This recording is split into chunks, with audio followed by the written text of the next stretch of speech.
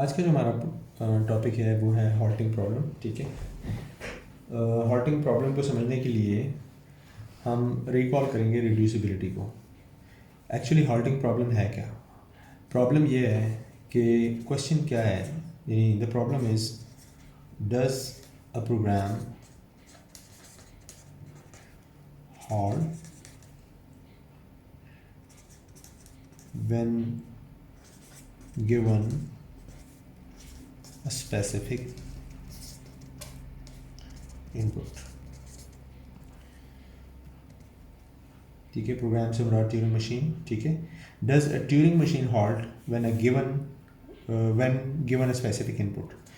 तो अगर ये जो प्रोग्राम है जिसको मैं ट्यूरिंग मशीन कह रहा हूँ, ट्यूरिंग मशीन, और गिवन इनपुट को मैं कह रहा हूँ डब्ल्यू, ठीक है, ये इसको मैं एम कह देता हूँ। ठीक है, तो ट्यूरिंग मशीन जो है कोई ऐसी ट्यूरिंग मशीन है कि जो डब्ल्यू एज ए इनपुट ले और हॉल्ट हो।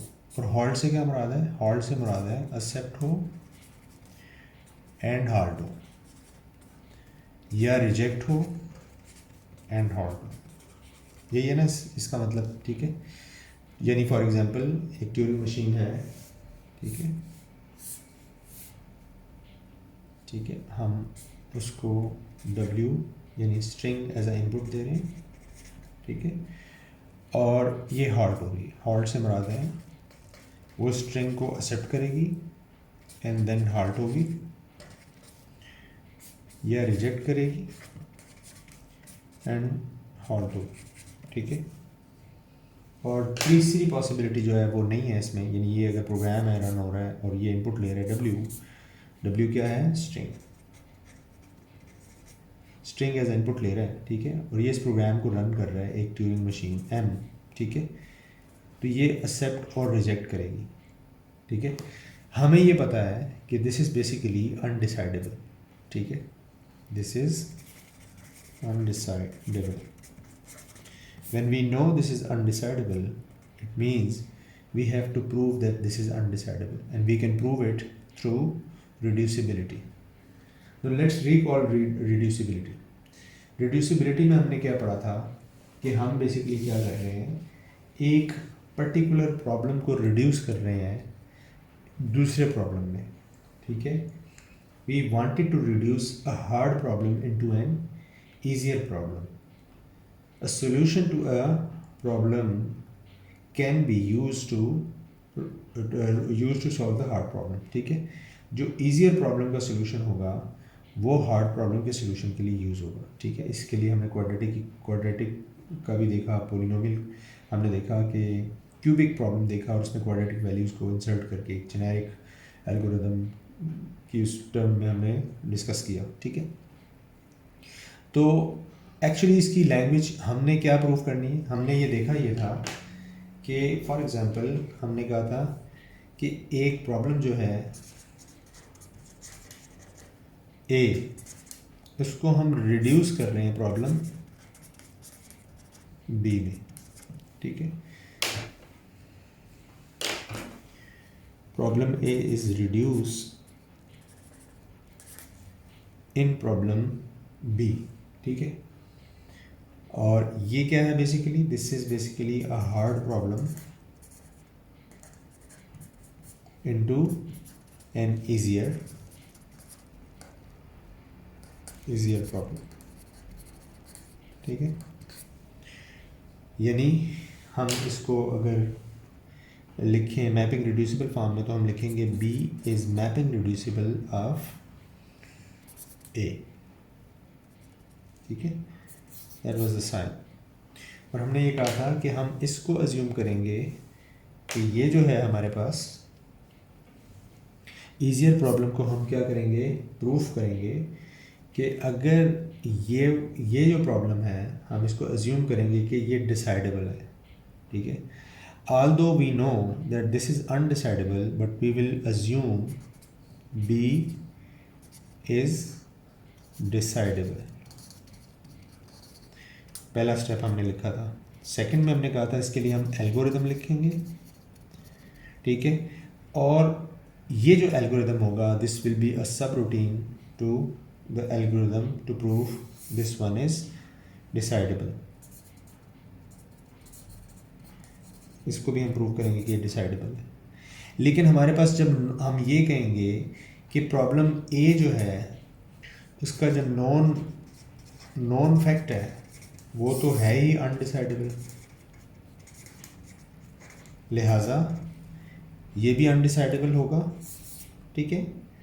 एंड आपने इसके थ्रू जो इसको डिसाइडेबल प्रूफ किया था वो भी गलत साबित हो गया। यानी इसका मतलब ये हुआ कि आप नॉन फैक्ट के साथ इस पर्टिकुलर एल्गोरिदम का contradiction, you have to find a contradiction और कंट्रडिक्टरी स्टेटमेंट, ठीक है, ऑफ रिड्यूस्ड या easier problem to the hard problem. So that is how we are going to prove. और इसकी एक मिसाल मैंने आपको लास्ट टाइम जो कराई थी वो थी हमारे पास एजिंग, ठीक है। हमने ये क्या कहा था, हमने ये कहा था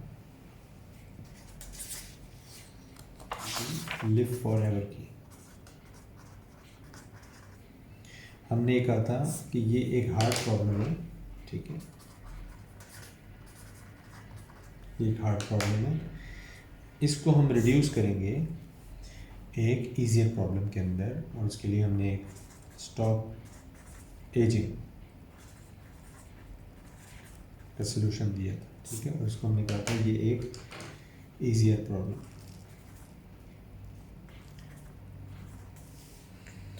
ये एक ईजियर प्रॉब्लम, ठीक है, ठीक है। और हमने ये कहा था कि हम थ्रू स्टॉप एजिंग अगर हम इसका सलूशन भी फाइंड कर लें, विल फाइंड सलूशन, ठीक है, and based on this solution, ठीक है, हम लिव फॉर एवर को क्या कह सकते हैं कि प्रॉब्लम रिजॉल्व होगी, ठीक है। तो if we find the solution and we say कि based on this solution we can live forever, but non fact क्या था इसका, इसका जो नॉन फैक्ट है वो यही है ना कि living for ever, living for ever ever is क्या है, इम्पॉसिबल,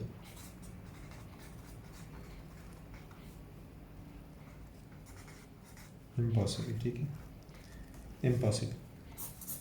तो अगर ये इम्पॉसिबल है तो अगर आप ये सोल्यूशन फाइंड भी कर लें that will be impossible. With the same logic we will prove a halting problem, ठीक है। अब देखिए हॉल्टिंग प्रॉब्लम के लिए मैं एल्गोरिथम लिखता हूँ, लेकिन उससे पहले मैं रिकॉल करूँगा लॉजिक को। लॉजिक हमने क्या डिस्कस की थी लास्ट क्लास में, या लास्ट वीडियो में हमने लॉजिक जो डिस्कस की थी वो ये थी कि हमें पता है कि जो एक्सेप्टेंस ट्यूरिंग मशीन है वो अनडिसाइडेबल है, ठीक है, और ये उसकी लैंग्वेज है, ठीक है। हमने ये कहा था कि इसको हम रिड्यूस करते हैं सम अदर प्रॉब्लम पी के अंदर, ठीक है, हमने उसको पी में रिड्यूस किया, ठीक है। तो हमने कहा P is mapping reducible of A, ठीक है, और in other word we can say that P is a subset of acceptance Turing machine, ठीक है।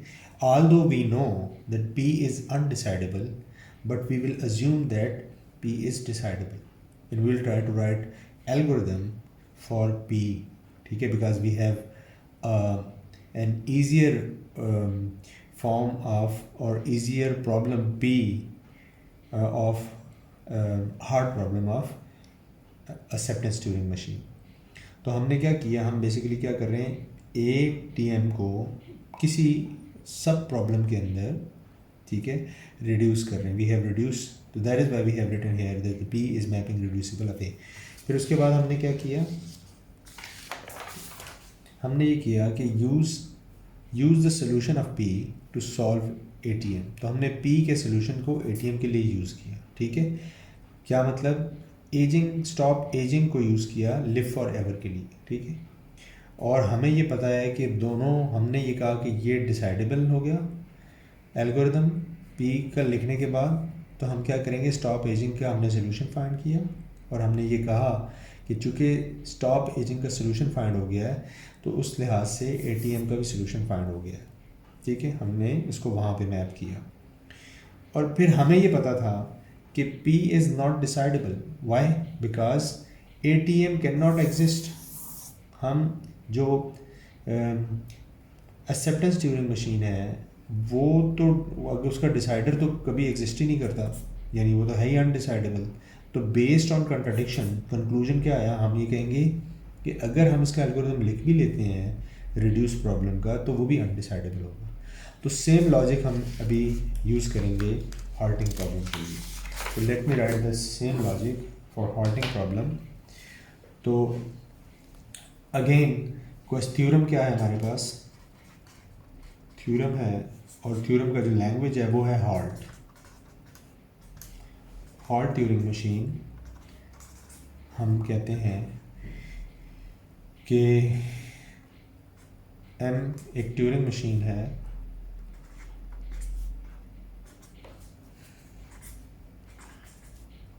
M is a Turing machine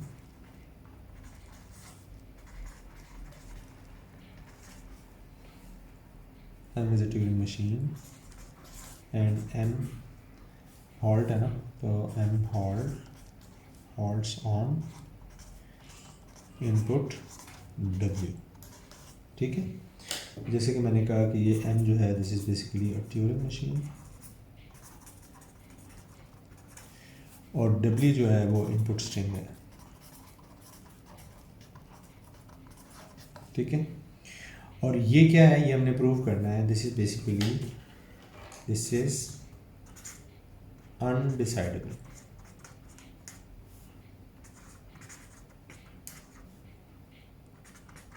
ये हमने प्रूव करना है। ठीक है, और again we will prove through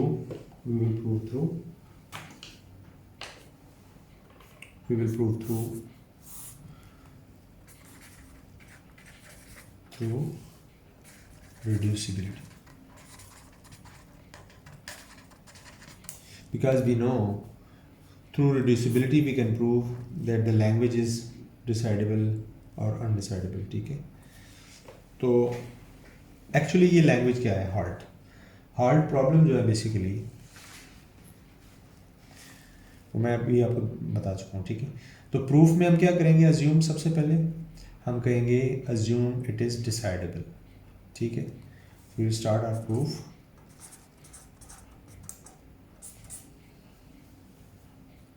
The first step of our proof is assume it is decidable। ठीक है, बाय द वे हम क्या प्रूफ करना चाह रहे हैं, हम प्रूफ करना चाह रहे हैं acceptance Turing machine is mapping reducible of halt Turing machine। This is what we wanted to prove। we basically reduce into halt problem। ठीक है, तो in other word we can say that this is halt problem, halt Turing machine, and this is basically acceptance Turing machine। तो acceptance Turing machine is a subset of halt Turing machine। ठीक है, because it will go into loop with some code or whatever। ठीक है, तो अब हम ये हमने करना है। ठीक है, तो क्या करेंगे हम assume। ठीक है, हम कहेंगे एक ट्यूरिंग मशीन डेवलप करेंगे। we'll write here, ब्लू से लिख रहा था अपने, right, there is a Turing machine, there is a Turing machine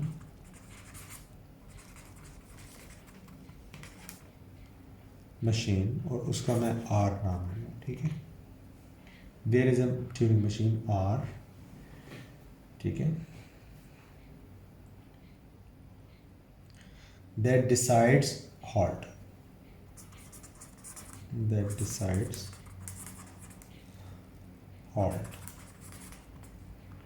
हम क्या कर रहे हैं, हम पहला स्टेप कर रहे हैं ये वाला, assume P is decidable। ठीक है, तो हम क्या कर रहे हैं, assume it is decidable। ठीक है, क्या R, there is a Turing machine R and that is decidable। R is for halting problem. ठीक है, तो ये होगा। ठीक है, अच्छा दूसरा क्या है, next use R to build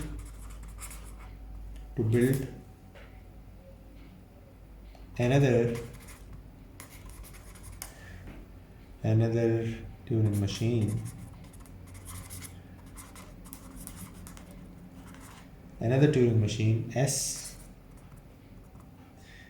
S that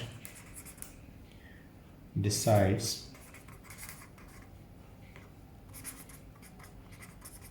ठीक है। अब देखें, अब आपको समझ आ गई होगी कि R बेसिकली क्या है। R है आपके पास, R is basically halting problem, ठीक है, या हॉल्ट ट्यूरिंग मशीन, ठीक है। और S क्या है आपके पास, S ये है, ठीक है। तो ये क्या बन रहा है बेसिकली, ये बन रहा है, अगर मैं यहाँ पे लिखूँ, ये बन रही है सिचुएशन कि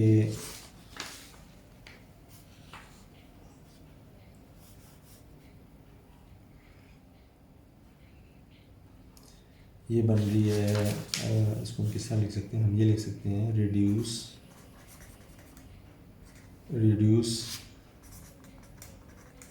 acceptance Turing machine to halt Turing machine, यही चीज़, ठीक है। यानी acceptance Turing machine to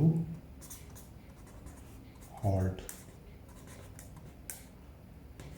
Turing machine, ठीक है। और अब ये तो आपको पता है एक चीज़, इसका तो आपको पता है, what is this, this is basically we know, हम लिख सकते हैं, but acceptance Turing machine is undecidable, ये हमें पता है, ठीक है, राइट। तो अगर हार्ड को हम प्रूव कर भी लेंगे तो एक्सेप्टेंस ट्यूरिंग मशीन चूँकि नॉन फैक्ट है, अनडिसाइडेबल है, तो हम उसको कंसिडर ही अनडिसाइडेबल करेंगे, ठीक है। तो हमने शुरू कहाँ से किया, हमने शुरू किया यहाँ से। सबसे पहले हमने लिखा P इज़ अनडिसाइडेबल। अब देखें कहाँ लिखा, ये है वो P, ठीक है। P इज़ अनडिसाइडेबल, ठीक। Acceptance Turing machine, hard problem को हमने ईजियर P में किया, ठीक है। हमने क्या किया, ये ईजियर P है इनटू हॉल्ट, ठीक है। और इसको हमने क्या नाम दिया, इसको हमने नाम दिया यहाँ पे, इसको हमने R नाम दिया और इसको हमने S नाम दिया। ये अब आपने याद रखना है, ठीक है। इसका मतलब क्या हुआ, इस स्टेटमेंट का इसका मतलब ये हुआ कि S is mapping reducible of R, ठीक है। तो हम ये कह सकते हैं कि ये जो है, ये acceptance Turing machine is a subset of halt Turing machine, ठीक है। तो ये हमारे अब तक ये स्टेप। अब आगे चलते हैं, आगे क्या है बेसिकली, ठीक है।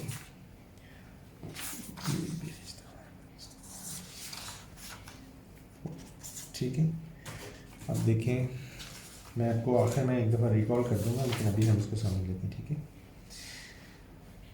अब देखें, हमने इसके लिए एल्गोरिथम लिखना है और प्रूफ करना है, ठीक है। और इसको एज अ सब रूटीन यूज़ करना है हार्ड प्रॉब्लम के अंदर, ठीक है। वो कैसे करेंगे देखें। अब ये याद रखिएगा, इसके लिए हम क्या करना है, we have to prove as this is decider, ठीक है। जैसे मैंने यहाँ लिखा ना, there is a Turing machine R that decides the halt, ठीक है। यानी R एक ऐसी ट्यूरिंग मशीन है या ट्यूरिंग मशीन है जो हार्ड होगी, ठीक है। फिर हमने कहा कि उसको S में हमने यूज़ करना है, ठीक है। R में सॉरी यूज़ करना है, S को R में यूज़ करना है। देखिए ये क्या है, इसको हमने क्या करना है, इसको हमने प्रूव करना है, ठीक है। ये क्या है, वी विल डिसाइड ATM, ठीक है।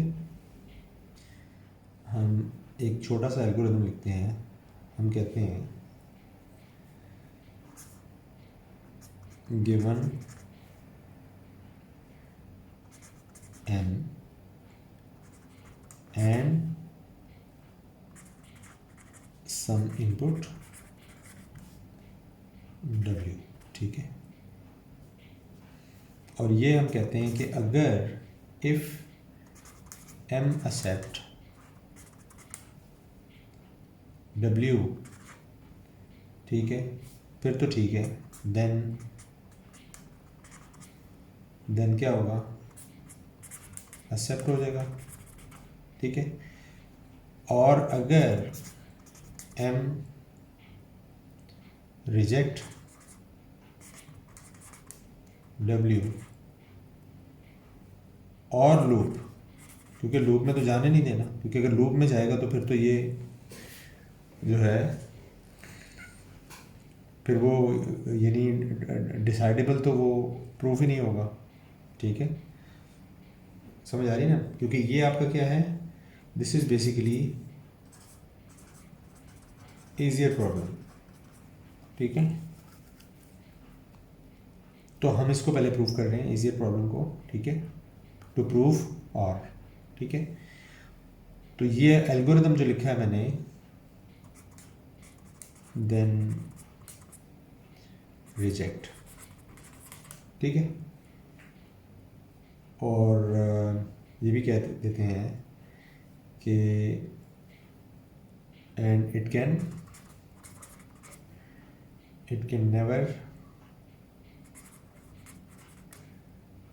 नेवर लो, ठीक है। तो ये सारे का सारा जो हमने यहाँ से लेके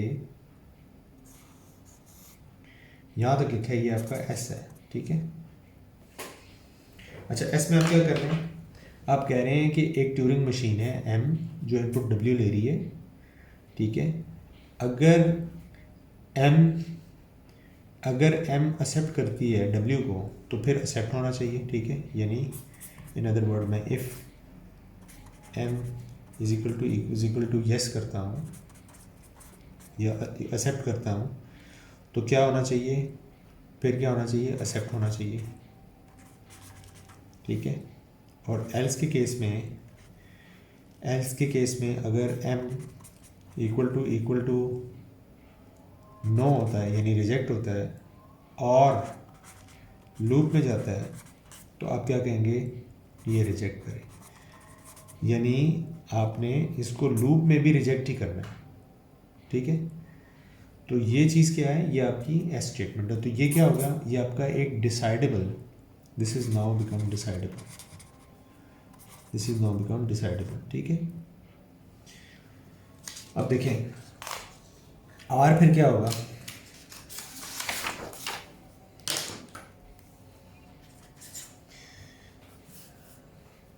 ठीक है।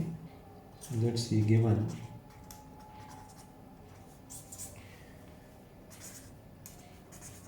R is a Turing machine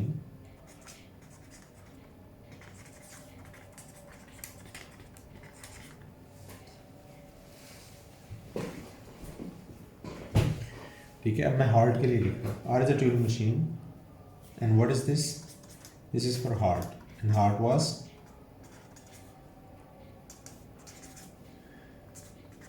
MW, M is a Turing machine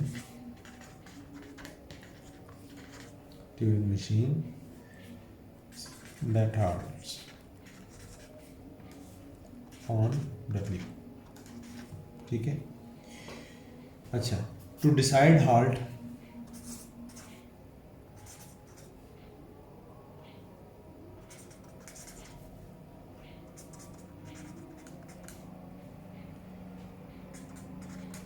हम क्या करेंगे, एल्गोरिदम हम लिखेंगे given m and some input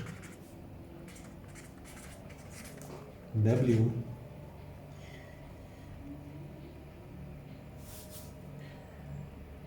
if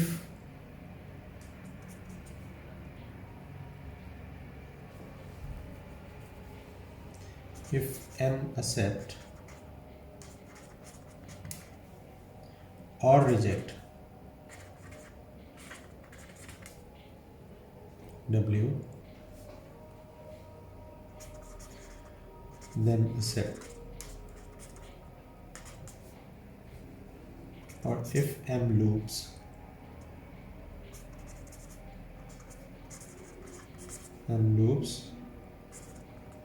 अगर m लूप में जाता है तो then reject, ठीक है। तो ये जो है ये क्या है, बेसिकली दिस इज R, ठीक है। तो अब आपको समझ आइए हमने किया क्या है, हमने R के लिए S को रिड्यूस किया, ठीक है, इस हार्ड प्रॉब्लम को S में लेकर आए, S के लिए एल्गोरिदम लिखा और उसको लूप में नहीं जाने दिया।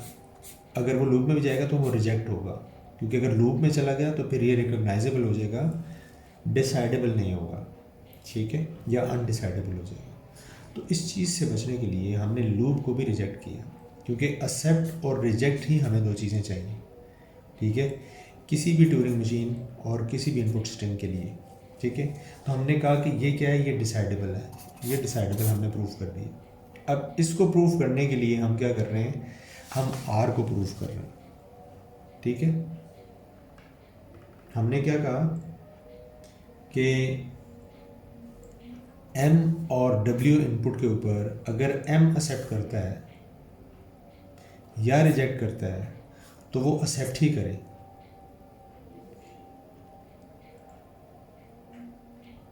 ठीक है। और अगर M लूप में जाता है तो भी रिजेक्ट करे, यानी यहाँ पे भी एक्सेप्ट और रिजेक्ट हमने किया, हमने इसको लूप में जाने नहीं दिया। तो ये भी क्या होगा, ये भी डिसाइडेबल हो गया, दिस इज आल्सो डिसाइडेबल, ठीक है। अब देखें, अब ये दोनों डिसाइडेबल तो हो गए हैं, अब कंडीशन क्या बनती है, देखिए हमारे पास हमने क्या कहा, हमने कहा आर क्या है,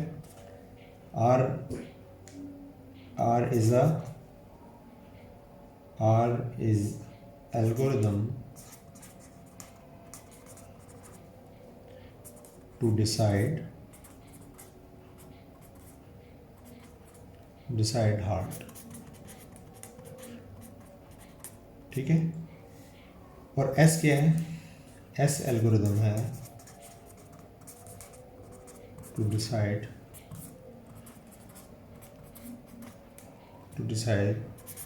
acceptance during machine, ठीक है, हो गया। अच्छा, दोबारा अगर मैं एल्गोरिदम S को इनपुट और उसको रीड करूं तो वो क्या होगा, अगेन 6 में देखिए, ठीक है। एल्गोरिदम S क्या था, एल्गोरिदम S जो है वो है, इनपुट क्या है, इनपुट है हमारे पास M और W, ठीक है। फिर क्या कर रहे हैं हम, run R on MW to see if M holds or loop,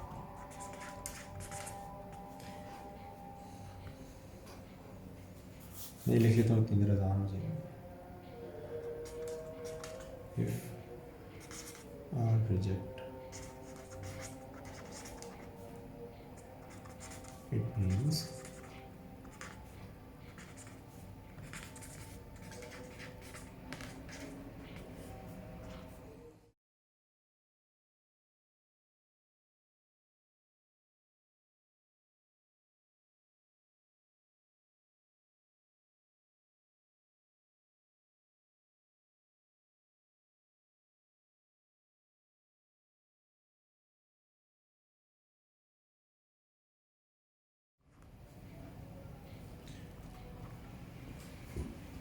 अब देखें देयर सम की पॉइंट्स, लेट मी एक्सप्लेन। ये मैंने कोड लिख ली है, ठीक है।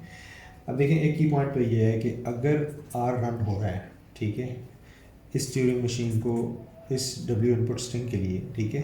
यानी एम अगर हार्ड होता है या लूप में जाता है तो दोनों केसेस में, ठीक है, अगर आर रिजेक्ट होता है इट मीन्स कि ये लूप में जा रहा है, एम लूप में जा रहा है। अगर आर जो है, जो आपने एल्गोरिथम लिखा है, अगर ये रिजेक्ट हो रहा है, ऑल्दो इट वाज ये लूप में गया है तो रिजेक्ट होगा ना, ठीक है।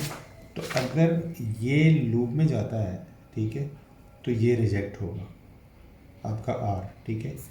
अच्छा, अगर आर एक्सेप्ट होता है दैट मीन्स ये हार्ट हो जाता है, यानी एक्सेप्टेंस पे हार्ट है और या रिजेक्शन पे हार्ट है, ठीक है।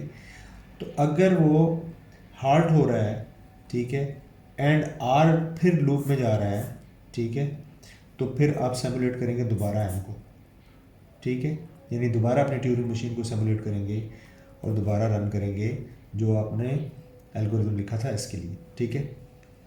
अच्छा, फर्स्ट आप एम को दोबारा सिमुलेट करेंगे और सीधी सी बात है, if M is accept then accept, if M is reject then reject. तो अगर ये एक्सेप्ट और सिर्फ रिजेक्ट कर रहा है तो इसका क्या मतलब हुआ कि ये हो गया हमारे पास, ये हो गया हमारे पास डिसाइडेबल। हम ये कह सकते हैं ना कि सो, यहीं पे लिख देता हूँ, सो एल्गोरिथम एस इज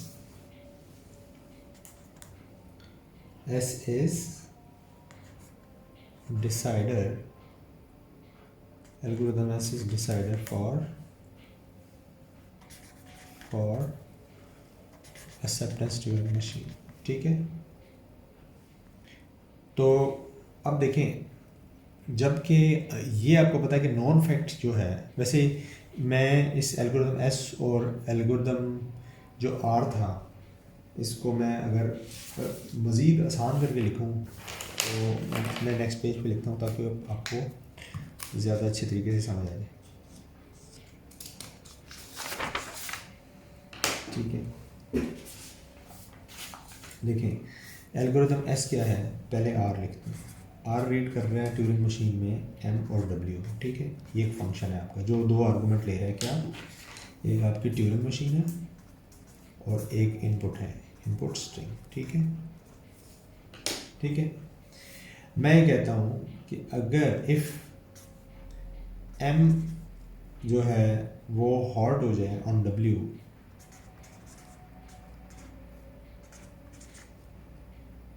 तो ये रिटर्न करे यस, यानी हार्ड करे। एल्स के केस में रिटर्न क्या करे, यानी यस के केस में एक्सेप्ट है, एक्सेप्ट, ठीक है। और रिटर्न नो के केस में रिजेक्ट है। लूप की हम बात नहीं करते, ठीक है। ये आर हो गया, ठीक है। और एल्गोरिथम एस की मैं अगर बात करूँ तो एस जो रीड कर रहा है वो क्या है, एम और डब्ल्यू। ये क्या कर रहा है, ये एज अ सब रूटीन रन कर रहा है आर को, ठीक है, एम डब्ल्यू, ठीक है। अब ये क्या है, बेसिकली ये है आपका हॉट, और ये क्या है आपका, ये एक्सेप्टेंस, यानी ये this is basically acceptance Turing machine और एल्गोरिथम, ठीक है।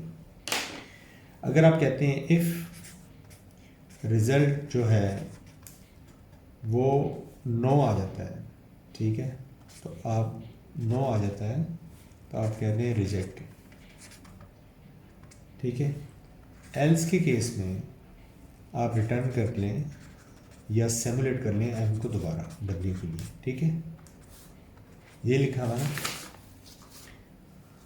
Simulate run M on input W, ठीक है। एम को दोबारा रन करें इनपुट डब्ल्यू के लिए, ठीक है। तो बस अगर आप, दिस इज़ बेसिकली, ये क्या है, सारे का सारा ये आर है और ये सारे का सारा एस है, ठीक है। तो ये आपका एस जो था ये क्या था, ये रिड्यूस्ड था our S is mapping reducible of R, ठीक है, जो हमने पहले भी डिस्कस की। तो आपने एस को बेसिकली प्रूव किया आर के लिए। तो ये दोनों क्या कर रहे हैं, दोनों हार्ट हो रहे हैं, ये भी हार्ट हो रहा है, ये भी हार्ट हो रहा है। लेकिन नॉन फैक्ट क्या है, नॉन फैक्ट ये है, बॉटम लाइन या पंच लाइन, कि जो ATM है दैट इज अनडिसाइडेबल। ठीक है, तो आपके पास क्या आ गई, कंट्रडिक्शन आ गई, कंट्रडिक्शन आ गई। और जब कंट्रडिक्शन आ गई तो आप क्या कहेंगे कि आपकी जो हार्ट है, ट्यूरिंग मशीन है, वो भी क्या होगी, it is hence it is proven that halt EM is undecidable.